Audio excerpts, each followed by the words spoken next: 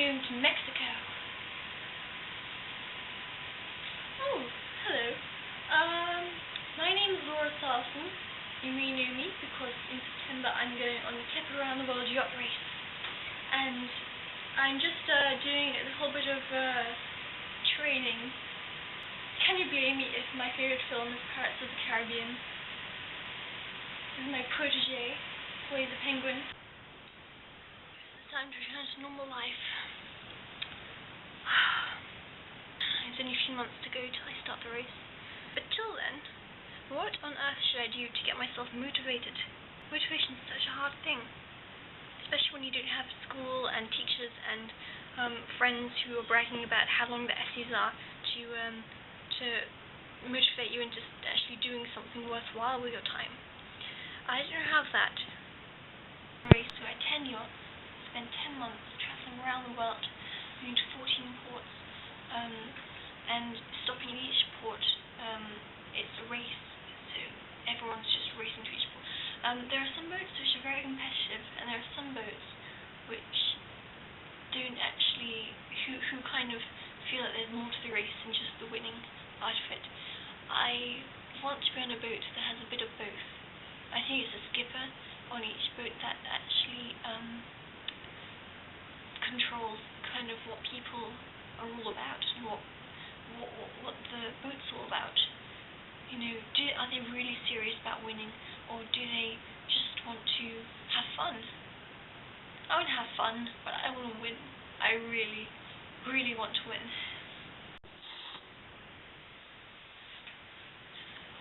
On a boat, everything is squashed and condensed into a fraction of what it was before. You know, food is dried. You know, you only eat things like pasta and rice, and sleep is squashed into 4-hour slots. And soon you end up with a ridiculous amount of time in the day. Think of how much time you spend doing your daily chores out of necessity. What happens if you don't have to bother with those chores? What is when someone else takes charge of those things like cleaning, cooking, and taking care of the engine and every other part of the boat, but your part, your role? That's when you really achieve something.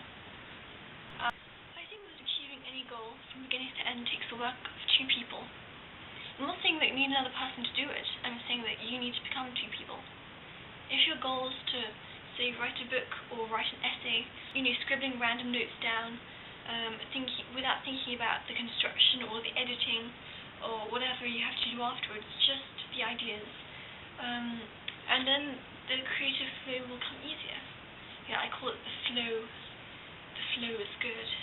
Once you get into the flow, you can just write for hours. Once you've ripped apart subject for ideas and you have nothing else to write, then you can pass it on to the person.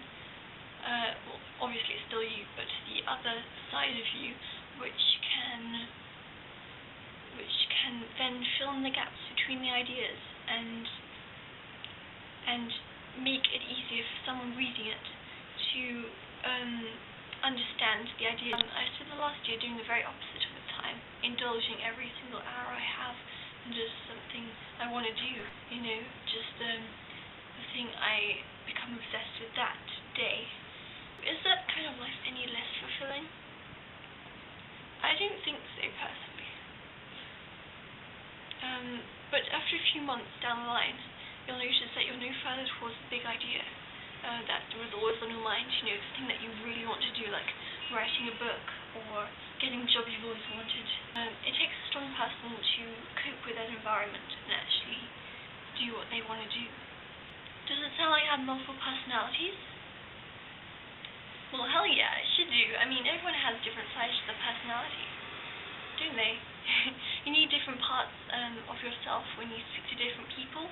You know, say if you're speaking to a teacher or if you're speaking to a teenager, you are kind of different people, aren't you?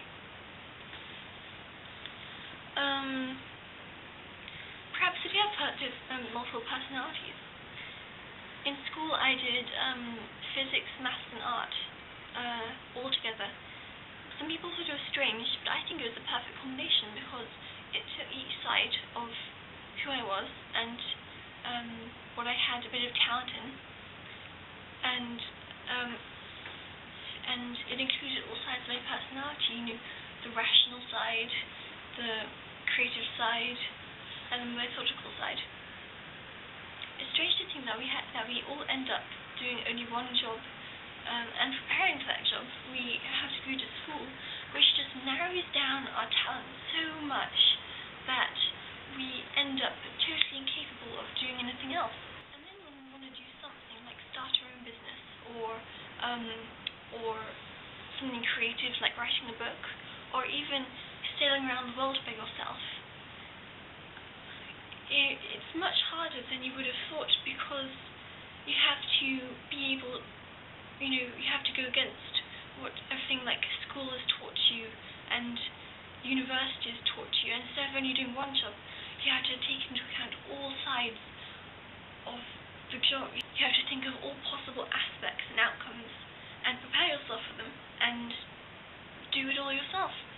And it's incredibly overwhelming. So I want to know, what do you do? What is it that you want to do?